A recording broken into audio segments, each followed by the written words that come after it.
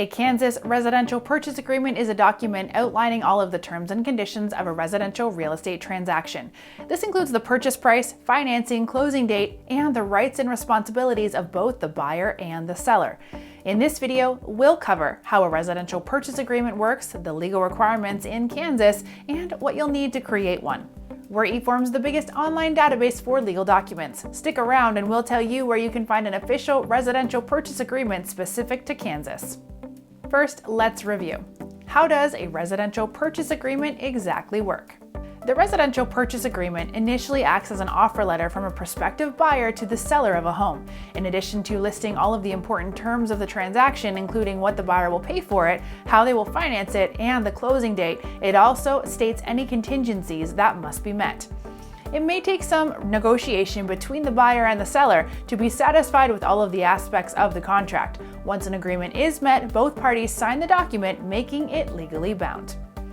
This means that the agreement can only be terminated if both parties agree to it or if a legal requirement or contractual contingency is not met. So, what are the legal requirements in Kansas? Under Kansas law, the seller is required to complete and provide an official disclosure form that states the condition of the property's appliances, electrical system, structural conditions, zoning, and more. In addition, under federal law, the seller must disclose the property's history of lead-based paint exposure if it was built before 1978.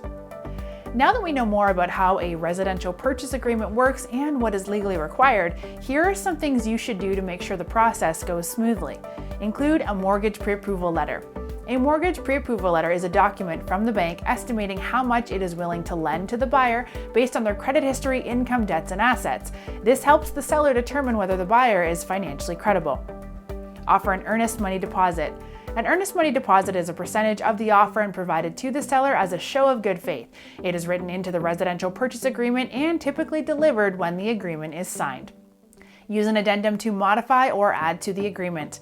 An addendum is often included with a residential purchase agreement to add to or amend any terms and conditions. It can also detail a contingency which allows either party to opt out of the contract if certain terms are not met. If you're in need of an official Kansas residential purchase agreement, you can get started by clicking the link here. Also hit that subscribe button for more videos that help simplify the legal process for everything ranging from buying or selling a house to making a will.